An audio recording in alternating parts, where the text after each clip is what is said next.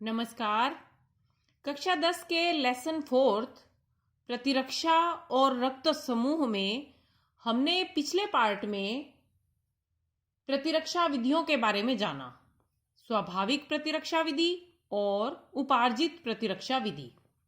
अब हम इसमें और आगे बढ़ते हैं। मानव शरीर में कोई प्रतिजन प्रवेश कर गया, यानी कोई रोगाणु प्रवेश कर गया, तो क्या वह सीधा ही हमें रोगग्रस्त कर देगा?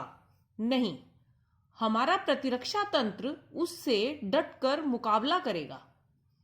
प्रतिजन का सामना सर्वप्रथम स्वाभाविक प्रतिरक्षा विधि से होता है, यानी हमारी जन्मजात प्रतिरक्षा विधि से होता है।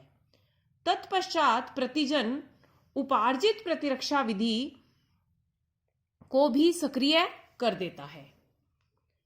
प्रतिजन विशिष्ट प्रतिरक्षी से संयोजित होता है, यानी अलग अलग प्रतिजन के लिए समान प्रतिरक्षी काम नहीं आते। अलग अलग प्रतिजन के लिए अलग अलग प्रतिरक्षी होते हैं। प्रतिजन संपूर्ण अणु के रूप में प्रतिरक्षी से प्रतिक्रिया नहीं करता, बल्कि इसके कुछ विशिष्ट अंश ही प्रतिरक्षी से जुड़ते हैं। इन अंशों को एंटीजनी निर्धारक या एपिटोप कहा जाता है।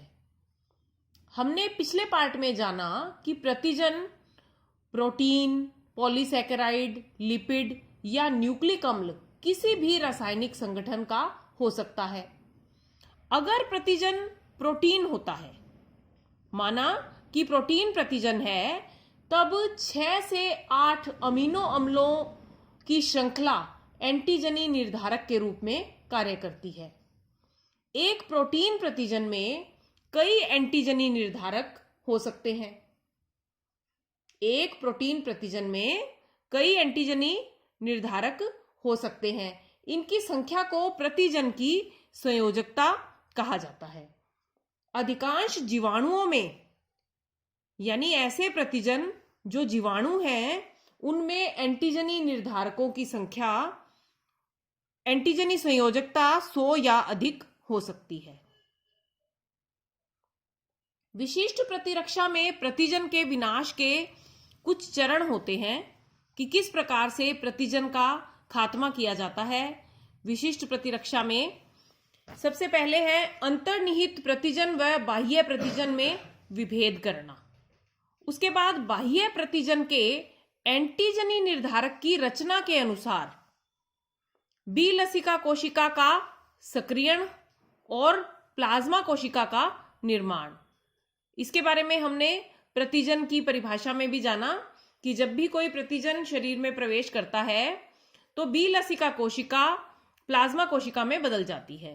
तो विशिष्ट प्रतिरक्षा में प्रतिजन का विनाश का जो द्वितीय चरण है, उसमें बाह्य प्रतिजन के एंटीजनी निर्धारक की रचना के अनुसार बी लसिका कोशिका का सक्रियण होता है और उससे प्लाज्मा कोशिका का निर्माण होता है। फिर प्लाज्मा कोशिका के द्वारा विशिष्ट प्रतिरक्षियों का निर्माण किया जाता है और प्रतिजन प्रतिरक्षी प्रतिक्रिया, यानी जो प्रतिजन है उस पर प्रतिरक्षी जुड़ता है, एपिटोप और पैराटोप। ये इसके बारे में हम आगे डिटेल से जानेंगे। प्रतिजन प्रतिरक्षी प्रतिक्रिया द्वारा प्रतिजन का विनाश कर दिया जाता है। आज के लिए इतना ही। धन्यवाद।